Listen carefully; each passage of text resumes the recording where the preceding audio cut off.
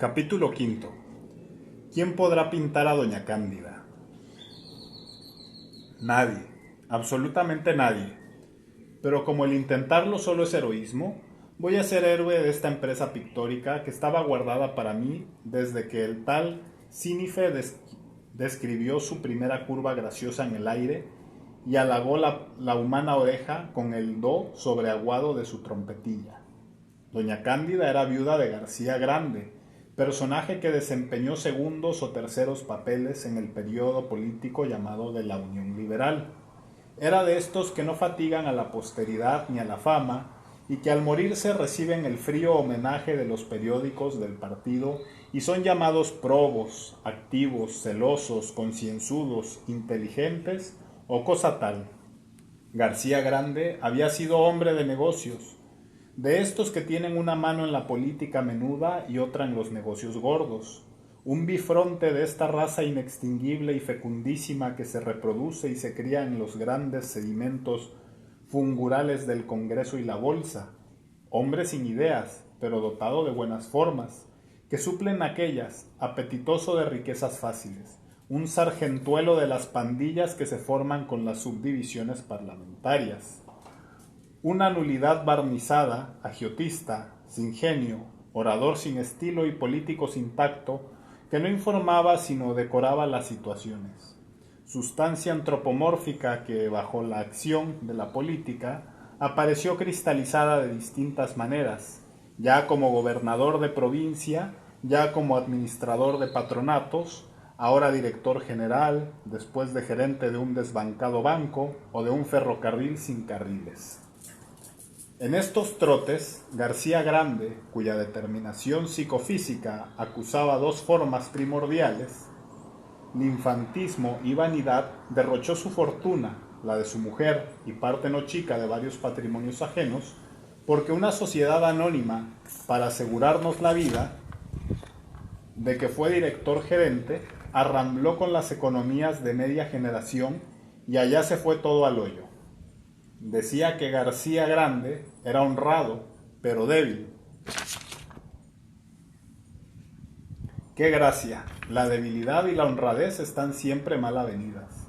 Así como la humildad evangélica y el amor a los semejantes suelen andar a la greña con aquel vigor de carácter que el manejo de fondos propios y particulares exige. Sirva de disculpa García Grande, aunque no de consuelo, a los que aseguraron sus vidas en él. La afirmación de que su eminente esposa era un ser providencial, hecho de encargo y enviado por Dios sobre las sociedades anónimas, designios misteriosos para dar en la tierra con todos los capitales que se le pusieran delante y aun con los que se le pusieran detrás, que a todas partes convertía sus destructoras manos aquella bendita dama.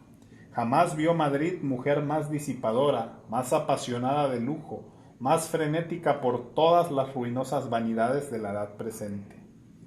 Mi madre, que la conoció en sus buenos tiempos, allá en los días, no sé si dichosos o adversos, del consolidado año 50, de la guerra de África, del no de Negrete, de las millonadas por venta de bienes nacionales, del ensanche de la Puerta del Sol, de Mario y la Grisi, de la omnipotencia de O'Donnell y del ministerio largo, mi madre, repito, que fue muy amiga de esta señora, me contaba que vivía en la opulencia relativa de los ricos de ocasión. A su casa, una de las que fueron derribadas detrás de la Almuneda para prolongar la calle de Bailén, iba mucha gente a comer y se daban saraos y veladas, tés, merendonas y asaltos. Las pretensiones aristocráticas de Cándida eran tan extremadas que mientras vivió García Grande no dejó de atosigarle para que proporcionase un título, pero él se mantuvo firme en esto y conservando hacia la aristocracia el respeto que se ha perdido desde que ha empezado a entrar en ella a granel todos los ricos, ni quiso adquirir título ni aun de los romanos que, según dicen, son muy arreglados. Si mientras duraron los dineros, la vanidad de Cándida y disipación de ella superaban a los derroches de la marquesa de Tellería, en la adversa fortuna, ésta sabía defenderse heroicamente de la pobreza y enmascarar de dignidad su escasez, mientras que la amiga de mi madre hacía su papel de pobre lastimosamente, y puesto el pie en la escala de la miseria, descendió con rapidez hasta un extremo parecido a la degradación. La de Tellería tenía ciertos hábitos, ciertas delicadezas nativas que le ayudaban a disimular los quebrantos pecuniarios, mas doña Cándida, cuya educación debió de ser perversa, no sabía envolver sus apuros en el cendal de nobleza y distinción que eran la otra especialidad notoria. 20 años después de muerto su marido, y cuando Cándida, sin juventud, sin belleza, sin casa ni rentas, vivía poco menos que de limosna, no se podía aguantar su enfático orgullo, ni su charla llena de pomposos embustes. Siempre estaba esperando el alza para vender unos títulos. Siempre estaba en tratos para vender no sé qué tierras situadas más allá de Zamora. Se iba a ver en el caso doloroso de malbaratar 2 cuadros, uno de Rivera y otro de Pablo de Vos, un apóstol y una cacería. Títulos, tierras, cuadros, estaban solo en su mente soñadora. No abría la boca para hablar de cosa grave o insignificante sin sacar a relucir nombres de marqueses y duques. En toda ocasión salía su dignidad, de su infeliz estado hacia ridícula comedia, y lo que llamaban su decoro era un velo de mentiras mal arrojado sobre lastimosos harapos. Tan transparente era el tal velo que hasta los ciegos podían ver lo que debajo estaba. Pedía limosna con artimañas y trampantojos, poniéndose con esto al nivel de la pobreza justiciable. Yo la conocía en el modo de tirar la campanilla cuando venía a esta casa. Llamaba de una manera imperiosa. Decía a la criada: ¿Está ese? Y se colaba de rondón a mi cuarto, interrumpiéndome en las peores ocasiones, pues la condenada parece que sabía escoger los momentos en que más anheloso estaba yo de soledad y quietud, conociendo mi flaqueza de coleccionar cachivaches. Mi enemiga traía siempre una porcelana, estampa o fruslería y me las mostraba diciéndome: a ver, ¿cómo cuánto te parece que darán por esto? Es hermosa pieza.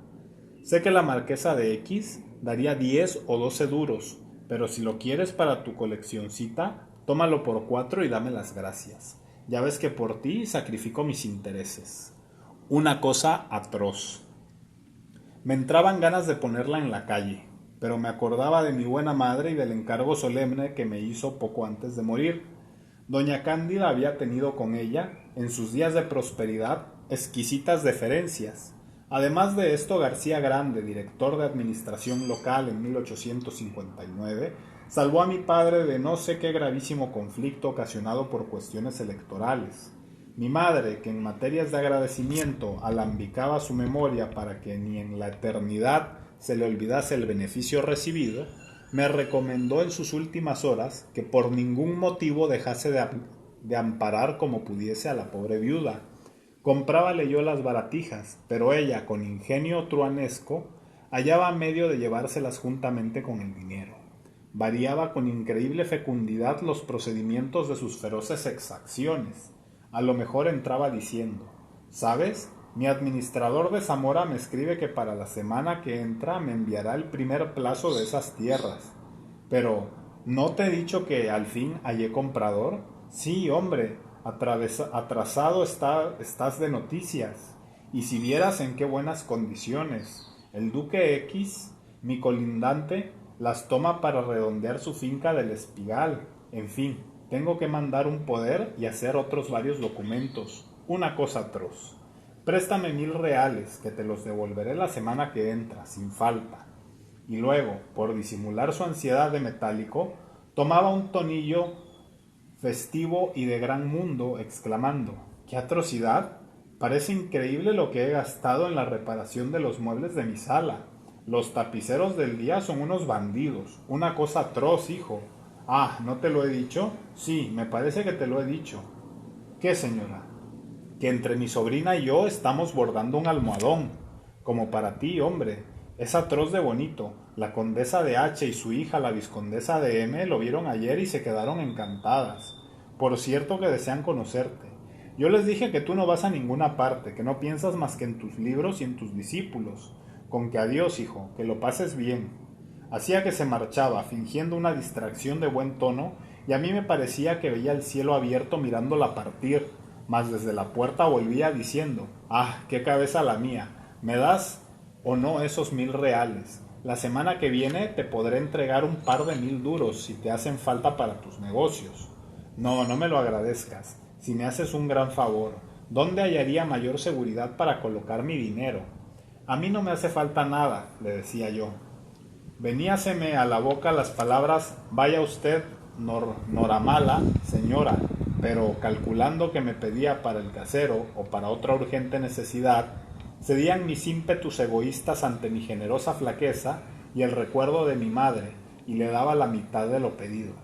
No pasaba el mes sin que volviese, trayéndome un viejo reloj o miniatura antigua de escaso mérito.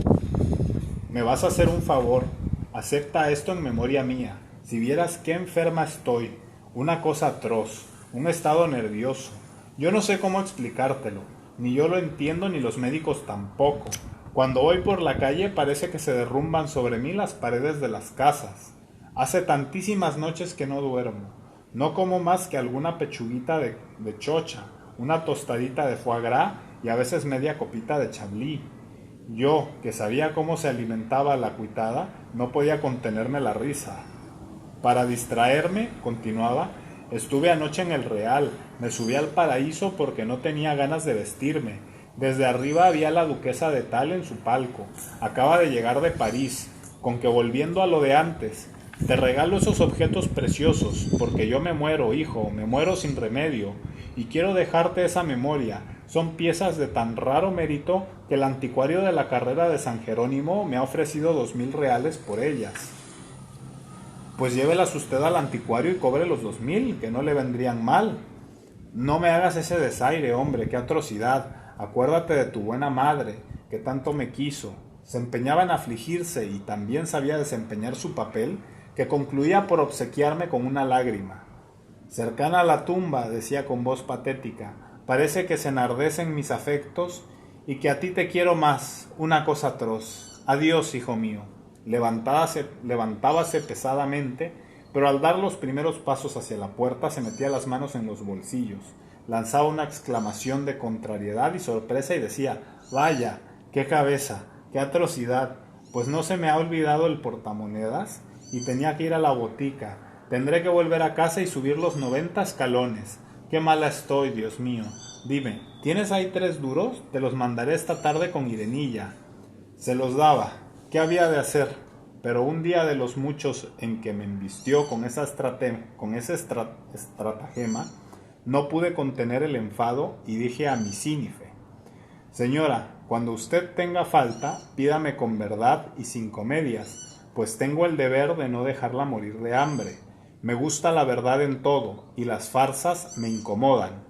Ella lo tomó a risa diciéndome que mis bromas le hacían gracia, que su dignidad una cosa atroz y no sé qué más. Después de lo que le eché tal filípica, parecióme que había estado un poco fuerte y sentí vivos remordimientos, porque la pobreza tiene, sin duda, cierto derecho a emplear para sus disimulos los medios más extraños. La indigencia es la gran propagadora de la mentira sobre la tierra, y el estómago la fantasía de los embustes.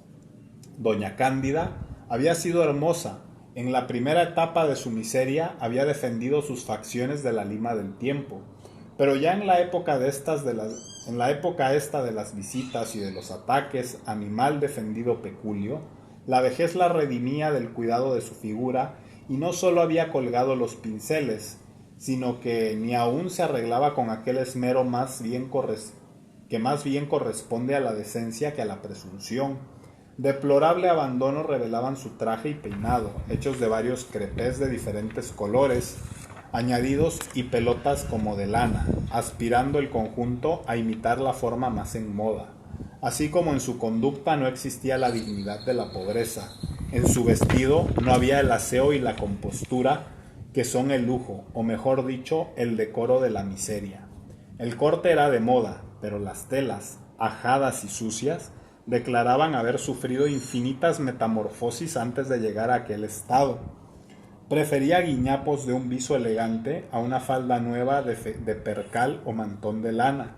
Tenía un vestido color de pasa de Corinto que por lo menos databa de los tiempos de Vicalvarada y que con las transformaciones y el uso se habían vuelto de un color así como de caoba, con ciertos tornasoles, vetas o ráfagas que le daban el mérito de una tela rarísima y milagrosa.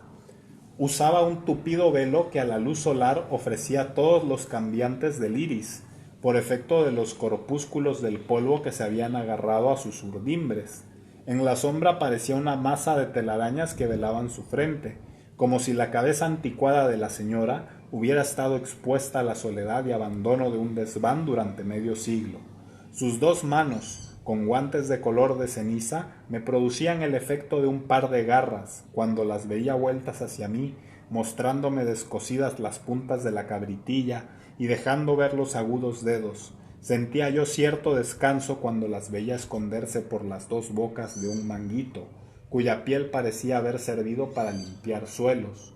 De perfil tenía doña Cándida algo de figura romana. Era mi sínife muy semejante al Marco Aurelio de yeso que figuraba con los otros padrotes sobre mi estantería. De frente no eran tan perceptibles las reminiscencias de su belleza. Brillaba en sus ojos no sé qué avidez insana y tenía sonrisas antipáticas, propiamente secuestradoras, con más un movimiento de cabeza siempre afirmativo, el cual, no sé por qué, me revelaba incorregible prurito de engañar.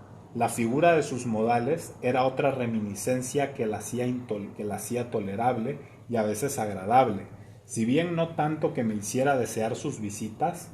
El parecido con Marco Aurelio, que yo hice notar cierto día a mi discípulo, fue causa de que éste le diese aquel nombre romano, pero después, confundiendo maliciosamente aquel emperador con otro, la llamaba Calígula. Impresionada, sin duda, por la filípica que le eché aquel día, varió de sistema. Larga temporada estuvo sin visitarme, o lo hacía contadas veces, pero no me pedía dinero verbalmente.